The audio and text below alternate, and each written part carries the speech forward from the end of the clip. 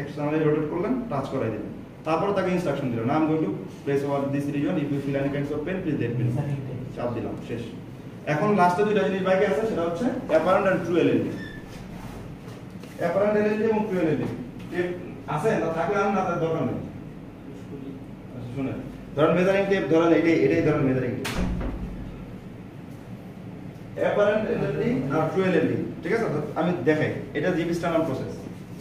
এখানে 0 ধরলাম, আইনা এই ম্যানুয়াল আছে আমার, দেখলাম যে 100 সেন্টিমিটার।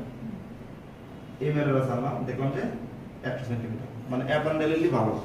না থাকে কোনো লেগ এলএলডি নাই, লেগ লাগবে না, সমস্যা নেই, ঠিক আছে? তারপরে কি করবেন, এন্ট্রিওস উপরে আইল্যাক্স স্পাইন ফিল করেন, এই যে এখানে লাগান। এই পা দেখলেন যে হচ্ছে কি আপনার 70, আবার এইটাতে লাগাই এই পা আনেন, দেখলেন যে 70, মানে এলএলডি তার নাই, মানে মোস্ট 90% ক্ষেত্রে আপনি এই ফাইন্ডিংসই পাবেন, এলএলডি পাবেন না। সাপোজ যদি আপনি এলএলডি পান, ধরেন অ্যাপারেন্ট অ্যাকচুয়ালি কখনো মানে ডিসক্রিপেন্সি আপনি পাবেন না, পাইলে ট্রুই পাবেন। ধরেন আপনি এটা দেখছেন 100, এটাও 100, সমস্যা নেই। এটা দেখছেন হচ্ছে কি 70, এটা এসে দেখতেছেন 65, তাহলে ঝামেলা হয়ে গেল না? তার দুই পাতা সমানই হওয়ার কথা ছিল, কিন্তু এই পাটা ছোট হয়ে গেছে। এখন ছোট হয়েছে এই পাটা, যে এই লেন্থটা যে ছোট হইলো এটার থেকে, কিসের কারণে ছোট হয়েছে? এই লং বোন নাকি এই লং বোন, কোন বোনটা ছোট, এটা আপনাকে এখন খুঁজে বের করতে হবে। পারবেন কেমনে? এটাকে বলে গ্যালাজি টেস্ট। গ্যালাজি টেস্ট একদম বাংলা, একদম সবচেয়ে সহজ টেস্ট। কি জানেন? Would you please bend up your knee, এই যে এই অবস্থাতে 60 ডিগ্রিতে নিটাকে বেন্ড করে রাখবেন। 90 ডিগ্রি মানে এইটা, 60 ডিগ্রিতে নিটাকে বেন্ড করবেন।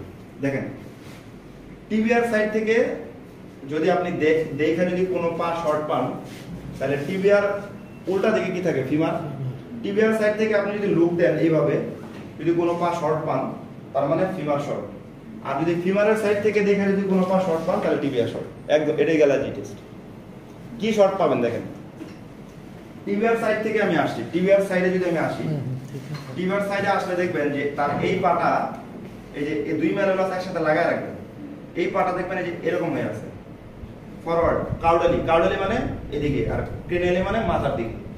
যদি টিবিআর সাইড থেকে যদি দেখেন, যদি এই অবস্থাতে দেখেন যে তার দুই ম্যানুয়াল আপনি একসাথে করতে বলছেন কিন্তু পারে নাই, সে একসাথে এরকম হয়ে আছে, কোন একটা পা ফরওয়ার্ড ডিসপ্লেসমেন্ট হয়ে আছে, সামনের দিকে আছে, তার মানে হচ্ছে কি যে এই পাটা সামনের দিকে আছে, আপনি টিবিআর সাইড থেকে দেখলেন না, তার মানে তার এই ফিমারটা শর্ট, এই ফিমারটা শর্ট।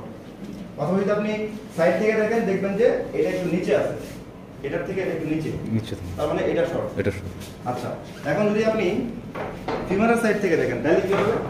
তাহলে দেখবেন ফিমারের সাইড থেকে দেখলেন যে কোন একটা পা তার বুকের দিকে, তার মাথার দিকে আছে, এটা একটু এই যে যদি এরকম থাকে, ফিমারের সাইড থেকে দেখার পরে দেখতেছেন তার এই পাটা তার মাথার দিকে, তার মানে ওই পাটা, এই যে পাটা মাথার দিকে, দ্যাট মিন্স তার এই পায়ের টিবিয়া শর্ট। এটা ভালো আছে, এই পায়ের টিবিয়াটা শর্ট, এজন্য এটা মাথার দিকে আসছে, ঠিক আছে? কারণ তাকে আপনি আগেই বলছেন যে আপনি নিজেই বলছেন যে এই দুইটা একসাথে করেন, একসাথে করে আপনি ফ্লেক্স করে রাখেন। সে একসাথে করে ফ্লেক্স করে রাখছে, আপনি দিচ্ছেন যখন, তখন সে একসাথে করে রাখতে পারেন। যখন আপনি ছেড়ে দিচ্ছেন না, অটোমেটিক্যালি দেখবেন যে এটা এদিকে হয়ে গেছে। আপনি এই পাশ থেকে দেখেন, এই পাশ থেকে দেখলে আপনি হচ্ছে কি করবেন, দেখবেন যে তার কোন পাটা সামনের দিকে আগায় আছে। এখন সামনের দিকে তো আগায় থাকবে না, কারণ আমি আগেই বলছি যদি রিয়াল পেশেন্ট না হয় আপনি এটা পাবেন না। তো এই দুই ম্যানুয়াল একসাথে করছেন, এই দুই ম্যানুয়াল একসাথে করা অবস্থাতেই আপনি যদি এই পাশ থেকে দেখেন, দেখবেন যে একটা পা সামনের দিকে আগায় আছে। এই ম্যানুয়াল কিন্তু দুইটা একসাথেই থাকবে। এই পা সামনের দিকে আগায় থাকলে টিবিয়ার সাইড থেকে দেখলে ফিমার শর্ট, ফিমারের সাইড থেকে দেখলে টিবিয়া শর্ট। এটা গ্যালাজি টেস্ট, এটা আপনাদেরকে আরো করা লাগবে না, একদম 100% শিওর দিলাম। কারণ কোনো পেশেন্টের আপনার লেগের ডিসক্রিপেন্সি থাকবে না, বরং আপনাকে ডিসকাশনে আস করতে পারে যে how will you perform the galaxy test. তখন রাতে আপনি এই জিনিসটা বলতে পারেন যে sir, I will keep his both knee in 60 degree flexed with two malleolus in touch position, and I will see from the tibial side if there is any leg is forward displacement, that means that leg's femur short. If I give a close look from the femur side, and I found that any leg is displacement cranially, that means tibia short. এইটা পাটা যখন এরকম থাকে, এটা তো সামনের দিকে আর এটা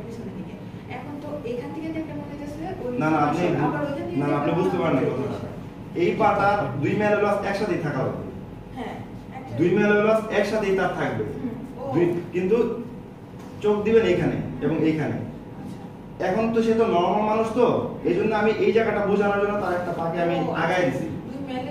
দুই ম্যালোলাস একসাথেই সবসময় থাকবে রিয়াল পেশেন্টে। এই ম্যালোলাস একসাথে করে দিবেন, দেওয়ার পরে দেখবেন এটা পিছনে গেছে।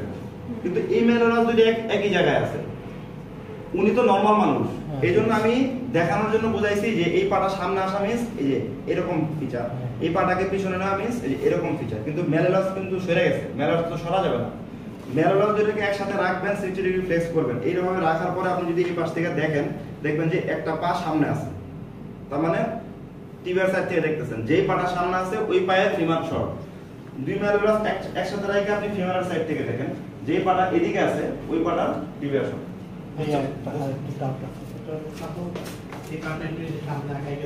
সামনে থেকে তো আমরা দেখে এটা ফিমার শর্ট করে আর সেমিলারে যদি পিছন থেকে দেখি আমাদের এটা তো একটু পিছ কর্নার না এই যে আপনি এই যে ম্যালোলাস ম্যালোলাস যদি কখনো কারো লাগানো থাকে, টিপে আর কিছু নাই, লাস্টে তাকে বলবেন যে ওকে আমি হচ্ছে কি এখন শুয়ে আছি, শুয়ে থাকার পরে হিপে কোনো কিছু দেখাবো না, পালস টালস এগুলো কিছু নাই। আপনি তাকে থ্যাংক ইউ দিবেন, দেওয়ার পরে রিড্রেসের জন্য হেল্প চাইবেন, হেল্প চাওয়ার পরে আপনার এক্সামিনেশন শেষ। বুঝতে পারছেন? হিপের কোশ্চেনগুলো কি কি হবে?